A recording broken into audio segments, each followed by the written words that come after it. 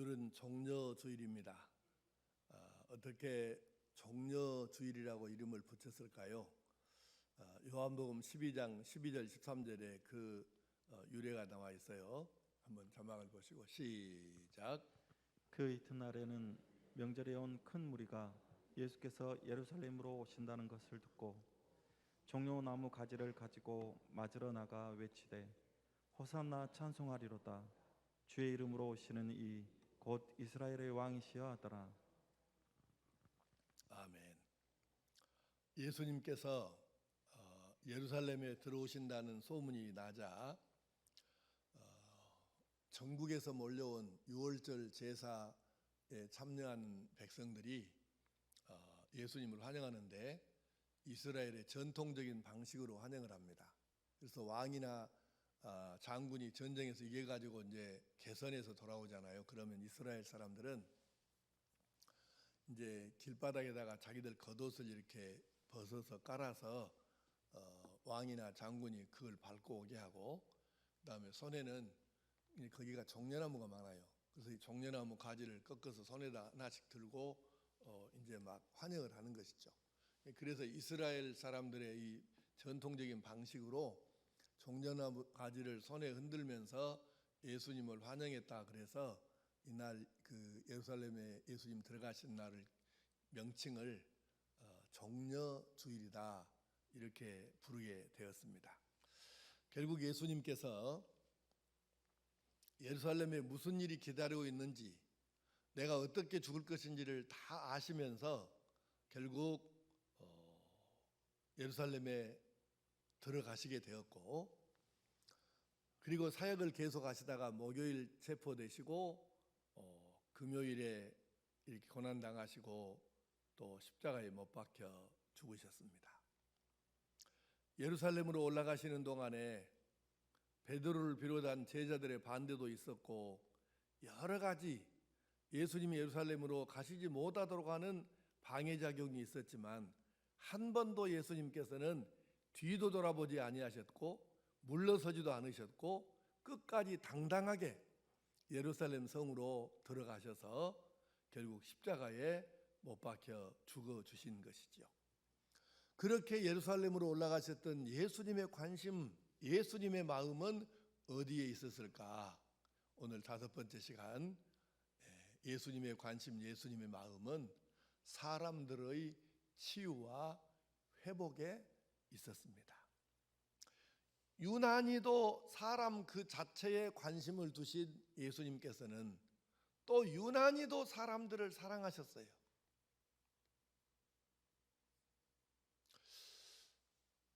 제가 설교 준비하면서 그 예수님의 이 사랑의 마음을 좀 표현해 보려고 이런저런 표현들을 이렇게 생각해 보고 찾아보는데 적절한 표현이 이게 찾기가 어렵더라고요.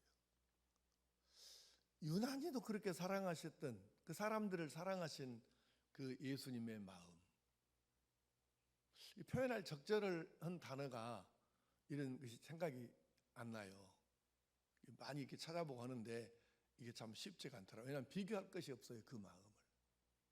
그렇게 예수님께서 우리를 사랑하셨는데 어떤 때는 죽은 나사로를 그 얘기를 들으시고 무덤 앞에 가서서는 눈물을 흘리기도 하셨고, 하루도 안 빼고 사람들이 아픈 사람, 문제가 있는 사람들을 데리고 예수님께 찾아오는데 예수님께서 한 번도 이 사람들을 그냥 보내시거나 외면하시거나 만나주지 않으시거나 이런 적이 없어요.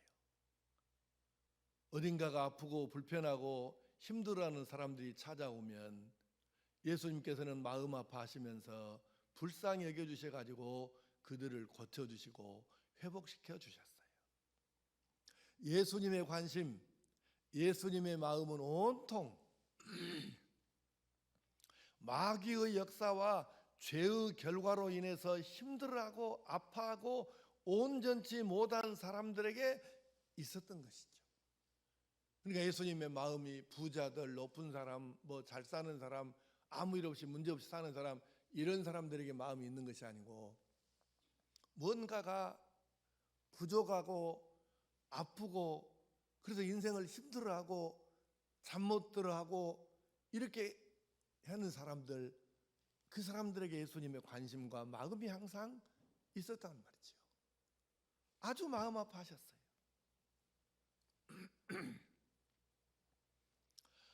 예수님께서는 이 사람들이 하나님의 아들답게 딸답게 전인적으로 건강하여 아름답게 살기를 원하셨어요.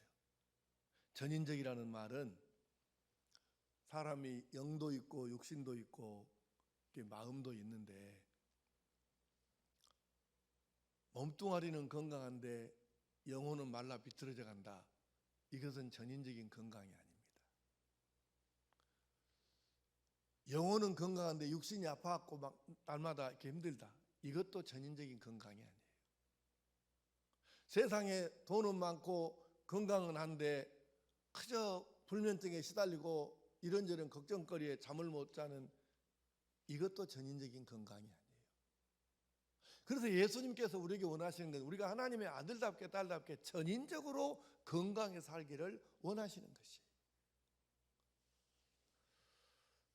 그래서 예수님께서는 우리가 전인적으로 건강에 살도록 사람들을 도와주시고 치유시켜 주시고 회복시켜 주신 것이죠. 성경은 그 부분을 이렇게 우리에게 알려주고 있습니다.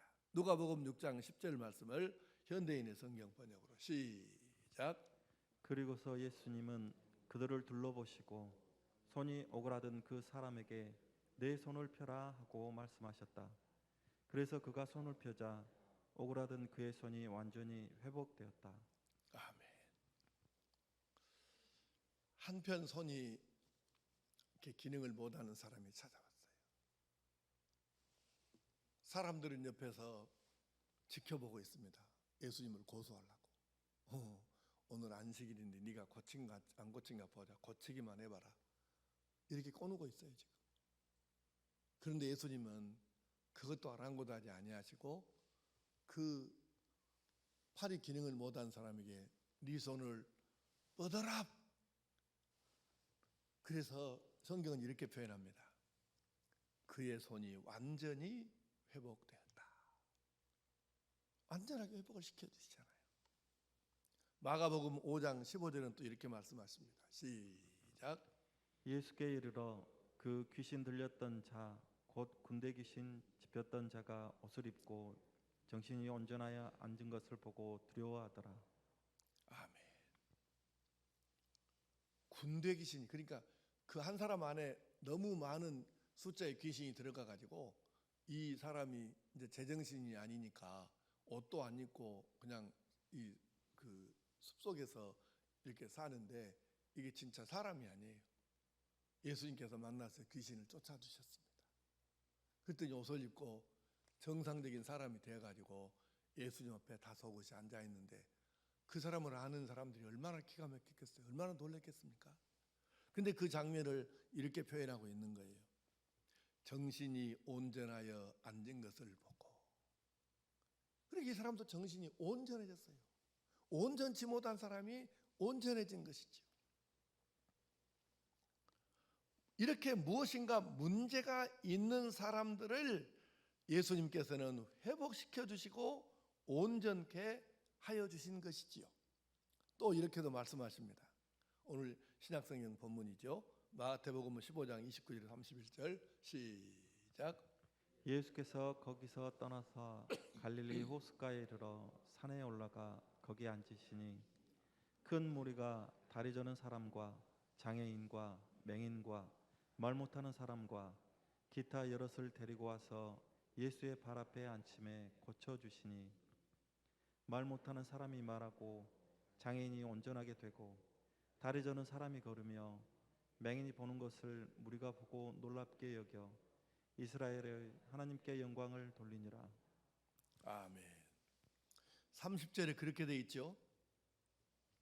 다리 저는 사람과 장애인과 맹인과 말 못하는 사람과 기타 여럿을 데리고 와서 예수의 발 앞에 앉힘에 고쳐주시니. 다 고쳐주셨어요. 이게 다 무슨 뜻인가요? 우리가 온전한 사람, 하나님의 아들답게 살고 딸답게 사는 거죠. 그 온전한 삶을 살도록 예수님께서 지금 치유하시고 회복시켜 주셨다는 것을 말씀하는 것입니다. 한 군데 말씀을 더 보겠습니다. 누가복음 6장 18절 19절 시작. 그들은 예수님의 말씀도 듣고 자신들의 병도 치료받기 위하여 와서 더러운 영들에게 고통을 당하는 이들이 고침을 받았다.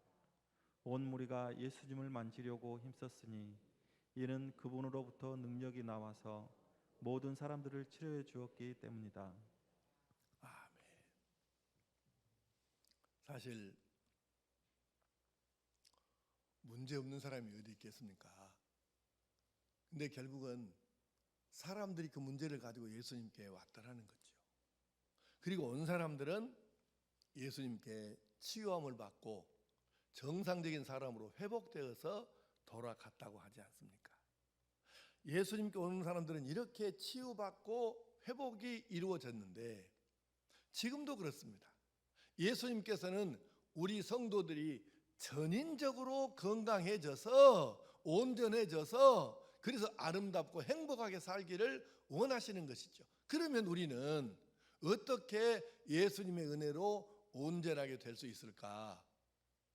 자, 우선 먼저 한 말씀, 야고보서 1장 17절 시작. 온갖 좋은 은사와 온전한 선물이 다 위로부터 빛들의 아버지께로부터 내려오나니 그는 변함도 없으시고 회전하는 그림자도 없으시니라. 아멘. 우리의 온전함을 위하여 무엇이 어디로부터 오는가?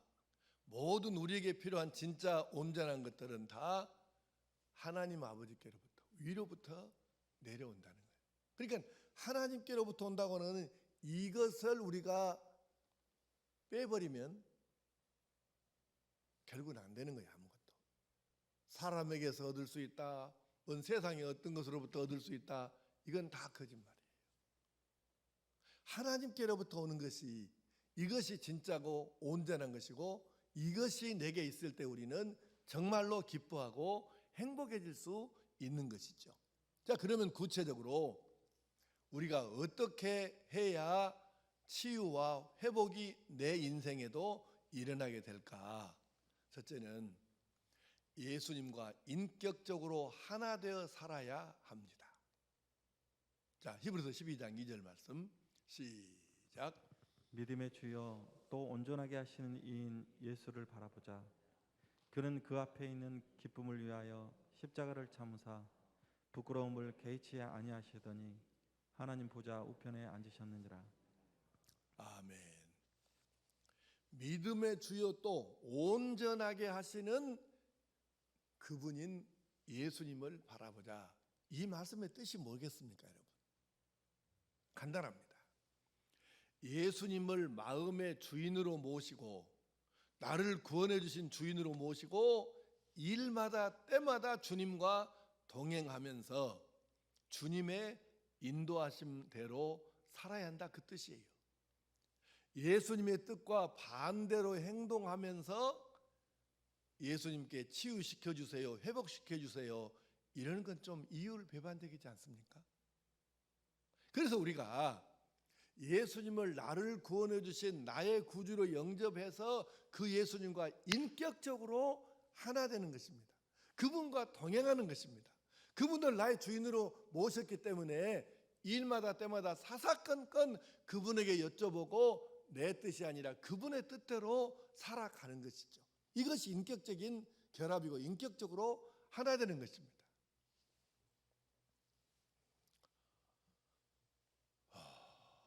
기도 참 중요한 것이에요. 근데 이렇게 한번 가정을 해봅시다. 가정이에요. 부부가 결혼을 했어요. 요즘은 세상이 옛날 같지 않아가지고 옛날에는 주로 남자들이 돈을 벌어서 말하자면 가정의 경제를 돌아가게 했는데 지금은 꼭 그렇지도 않더라고. 그래서 부부간에 지금 맞벌이인데도 이제 엄청 많고 오히려 그 아내 쪽이 수입이 더 많은 경우도 이게 흔히 있더라고요. 어렵지 않게 우리가 봅니다, 그걸. 그러니까 지금은 옛날 이제 방식으로 얘기하면 안 되겠고, 하여튼 어쨌든 결혼해서 부부가 삽니다. 돈이 남자에게 있든 여자가 많이 벌든 남자가 많이 벌든 간에 돈은 자기 아내나 남편에게 맨날 주락해서 갖다 쓰면서 진짜 중요한 일은 다른 남자나 여자한테 의논하고 좋은 것은 그쪽 남자나 여자한테 갖다 주고 이러면 어떻게 되겠어요? 여러분 생각할 때 정상입니까? 비정상입니까? 말 안 하는 사람들은 지금 두 가지를 하고 있다는 거예요. 이지는 것은 왜 웃어? 아니 생각해봐. 정상이에요? 비정상이에요? 그래도 말 안 하는 사람이 또 있네. 양심이 엄청 찔린가 보네. 자 보세요. 비정상이잖아요. 그러면 맨날 기도해서 하나님 아버지 이 복도 주세요, 저 복도 주세요, 이것도 주세요, 저것도 주세요, 그것도 주세요. 그렇게 하는 사람이 하는 짓은 진짜 마음은 다른 데가 있고 돈 주라 할 때 복 주라 할 때만 하나님께 매달리고 진짜 중요한 것은 다른 사람하고 의논하고 맨날 다른 사람 어쩌고 이렇게 하고 좋은 거 달라고 할 때만 하나님께 기도하는 것은 여러분이 생각할 때 정상이에요? 비정상이에요? 대답을 안 하는 사람은 뭐냐 그 말이지. 내 말은 비정상이죠. 우리가 인격적 신앙이라는 건 뭘 말하냐면 예수님을 나를 구원해 주기 위해서 내 죄 벌을 대신 십자가에서 받으시고 나를 위해 죽어주신 그분이 나를 구원해 주신 분으로, 그래서 구주라는 말은 예수 나의 구주, 구주는 구원해 주신 주인이라는 얘기라니까, 그 뜻이라니까요. 그러니까 예수님을 나의 구주로 영접을 했으면 그분과 내가 인격적으로 이제 관계가 형성이 되잖아요. 그래서 예수님을 나의 주인으로 모시고 주님과 동행해서 사는데, 그러면 기도하겠죠. 예수님의 이름으로. 그러면 그 사람은 자기 마음에서 예수님의 뜻하고 거슬리는, 예수님의 뜻에 반하는 일은 안 하면서, 하지 않으면서 예수님의 이름으로 기도도 하고 해야 이게 정상이지, 하는 짓은, 사는 방법, 사는 것은 예수님의 뜻하고 반대되는 것으로 하면서 기도할 때만 예수님의 이름으로 기도하고 이것 주세요 저것 주세요 그러면 어떻게 그게 정상이겠냐는 얘기죠. 그래서 예수님과 인격적으로 결합하고 하나 된 사람, 이 사람이 기도할 때 치유와 회복이 빨리 일어난다는 것을 기억하시기 바랍니다. 두 번째, 어떻게 해야 주님의 관심인 치유와 회복이 내게서 일어날 수 있을까? 하나님의 말씀을 따라 살아야 합니다. 자, 디모데후서 3장 16절 17절 시작. 모든 성경은 하나님의 감동으로 된 것으로 교훈과 책망과 바르게 함과 의로 교육하기에 유익하니 이는 하나님의 사람으로 온전하게 하며 모든 선한 일을 행할 능력을 갖추게 하려 함이라. 아멘. 모든 성경은 하나님의 사람으로 온전하게 한다. 하나님의 말씀은 능력이거든요. 그러니까 이 말씀을 따라 살려고 우리가 애를 쓰는 거예요. 자, 여러분, 이렇게 설교하는 목사도 물론 100% 하나님 말씀대로 못 사는 것은 맞아요. 그러나 우리가 하나님의 말씀대로 살아보려고, 부족하지만 다는 내가 할 수 없지만 그렇게 살아보려고 막 몸부림을 치고 애를 써가면서 막 이렇게 하는 사람이 하나님께 기도할 때 하고, 어차피 나는 하나님 말씀대로 다 못 살게 돼 있어, 해봐야 별것 없어, 이렇게 생각하고 애당초부터 말씀대로 살 의지도 없고 되는 대로 살면서 자기 생각대로 그냥 살면서 하나님께 기도할 때하고, 여러분 생각에는 어떨 때가 더 하나님께서 빨리 응답해 주실 것 같아요? 이것을 생각해 보자 그 말이에요. 아무리 우리가 하나님 말씀대로 다 실천을 못하고 산다고 해도 그래도 안타까워하면서 막 애타하면서 하나라도 더 말씀을 적용해 보려고 막 어쩔 줄 몰라 막 길을 쓰고 몸부림을 치는 이 사람을 하나님 보실 때 그에게 하나님이 그에게 대해서 가지는 생각과 느낌이 어떠시겠느냐 그 말이에요. 그래서 우리로 하여금 온전케 해주시는 하나님의 말씀을 따라 살려고 애를 쓰는 거죠. 몸부림을 치는 거죠. 이런 사람이 하나님 앞에 간구할 때 그에게 치유와 회복의 역사가 빠르게 일어나게 될 줄로 믿습니다. 자, 이 두 가지가 전제가 되었을 때 세 번째가 나오는 거예요. 그게 뭐냐면 세 번째, 어떻게 우리가 치유와 회복의 은혜를 입을 수 있을까? 기도하는 것입니다. 여러분, 오늘 말씀을 잘 들으셔야 돼요. 기도해봐도 아무 시향 없대. 이 말을 함부로 하면 안 돼요. 1번과 2번, 예수님을 인격적으로 영접하고 모시고 그분과 동행하면서 말씀대로 살려고 애를 쓴 이후에 기도할 때 역사가 일어나는 거지, 1번과 2번은 제껴놓고 생각도 안 하고 가르치도 안 하고 배우도 안 하고 말도 안 하고 무조건 입으로 하는 기도만 목에 피 터져라고 죽기 살기로 기도하면 하나님 응답해 주신다, 이렇게 가르치면 사기입니다. 그것은. 여러분, 이 말이 고지가 안 느끼면 나하고 토론을 아무 때나 나를 토론하자고 얘기하세요. 내가 언제든 밤이든 새벽이든 낮이든 내가 어느 때든지 응해줄 거니까요. 1번, 2번을 빼고 3번만 가지고 해결된다고 가르치면 그건 다 이단 아니면 사기꾼입니다. 종교 사기입니다. 예수님을 인격적으로 구주로 영접하고 그분과 동행하면서 하나님의 말씀대로 살아보려고, 물론 내가 다 살 수는 없지만 그래도 어떻게든지 해보려고 몸부림을 치는 이 상태, 이 사람이 하나님 앞에 기도할 때 하나님께서 놀랍게 역사하시는 것입니다. 1번, 2번을 딱 빼버리고 3번만, 이것은 성경이 가르치는 기독교는 아니에요. 속으시면 안 됩니다. 그래서 우리가 그 다음에 본론으로 들어가 보면, 자, 마가복음 9장 28절 29절을 우리말 성경 번역으로 한번 보십시다. 시작. 예수께서 집 안으로 들어가신 후에 제자들이 따로 여쭈어 보았습니다. 어째서 저희는 귀신을 쫓아내지 못했습니까?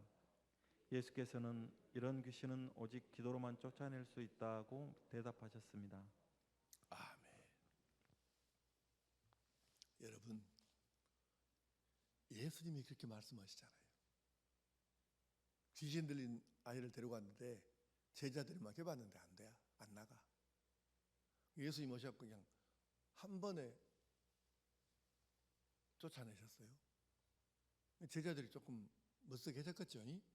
그래서 사람 없을 때, 조용할 때 예수님 옆에 가서 물어봤어.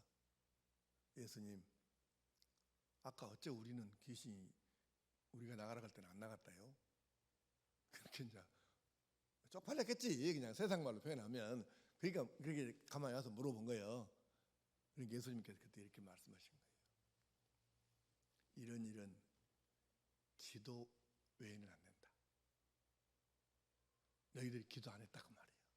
평소에 그냥 인격적인 삶도 아니고, 그리고 말씀 따라 살려고 몸부림도 안 치고 그저 입만 살아갖고 입으로만 딸딱 이거 기도하는, 이것 갖고는 안 돼 이놈아.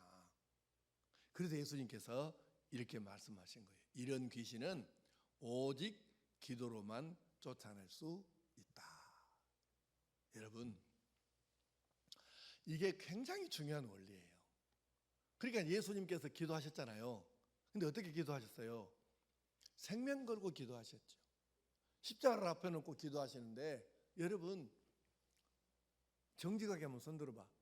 나는 기도할 때 진짜 날마다는 그렇게 안 해도 일단 내가 평생에 한 번이라도 정말 내가 열심히 기도했더니 몸에서 막 정말 땀이 막 나더라.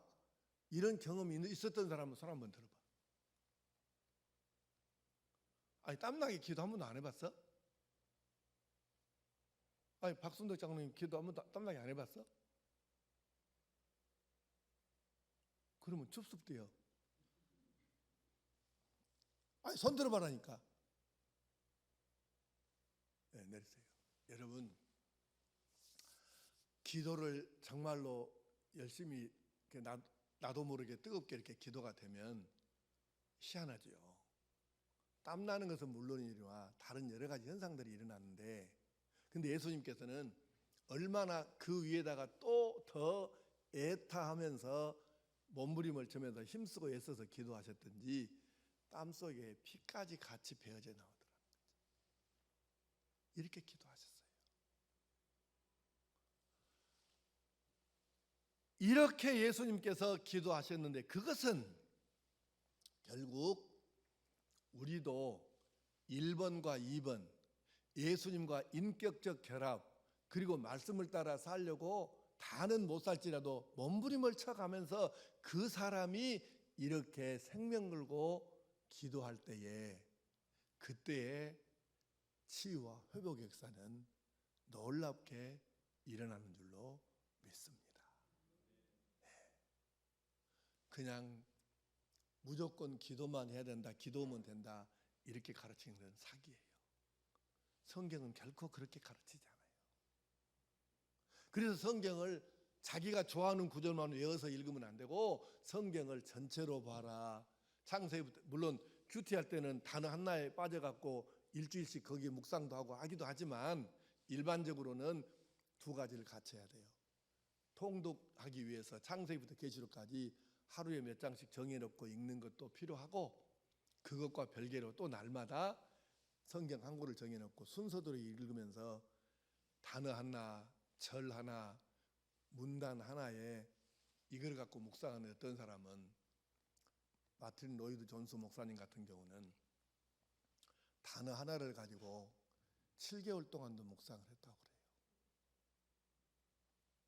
그러니까 물론 이렇게 된 묵상을 깊이 들어가는 사람 얘기긴 하지만 하여튼 우리가 성경을 통독하기 위해서 읽는 것도 필요하고 그리고 깊은 묵상에 들어가는 것도 필요한데 기도가 그래요. 우리가 이렇게 하나님 앞에 정말로 혼신의 힘을 다해서 믿음으로 인격적으로 기도할 때 그것은 바로 세 가지가 결합되는 걸 의미합니다.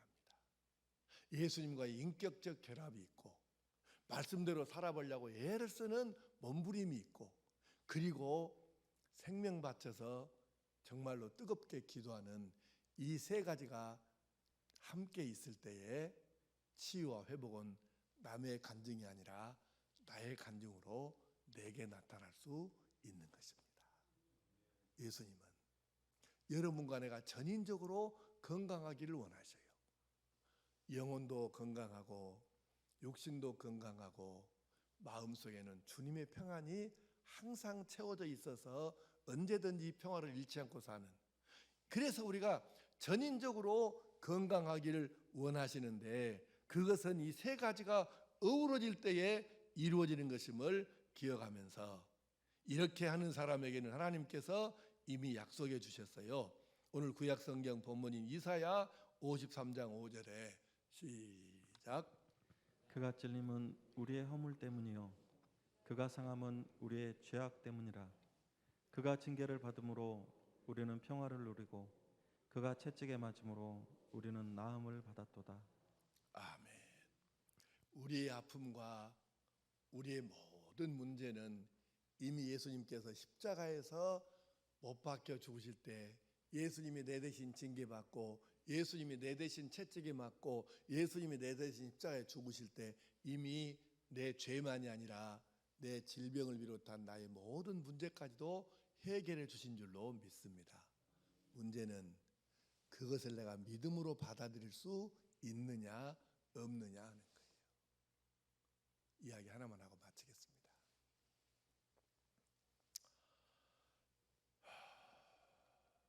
제가 목사입니다마는 저도 고집이 시고 하나님 앞에 이렇게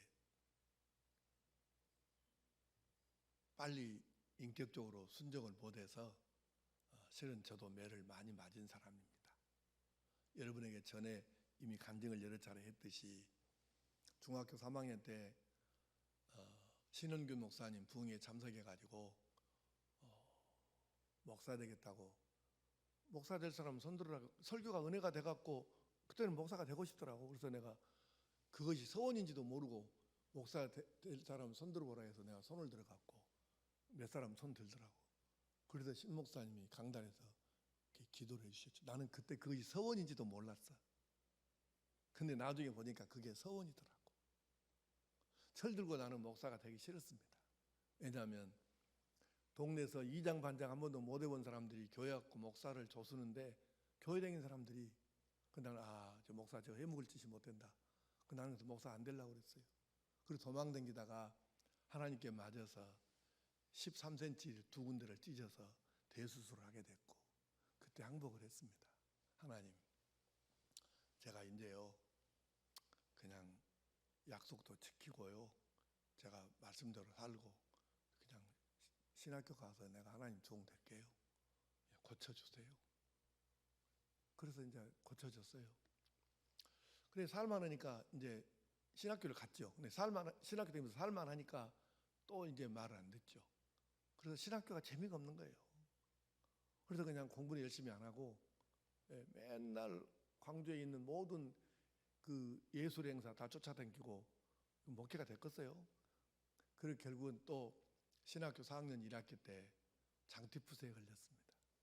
그게 바로 우리가 흔히 연병을 넘을 때 그 연병입니다. 장티푸스가 연병이에요. 내가 그 연병에 걸린 거예요. 한나절 늦게 갔으면 내가 그 의사 말이 그 박예진 장로가 일례과장인데 건질 수 없었다 하더라고요. 그래서 또 항복했죠. 이제 진짜 내가 한번 말씀대로 살아볼 것이니까 용서해 주십시오. 고쳐 주십시오. 또 고쳐 주셨어요.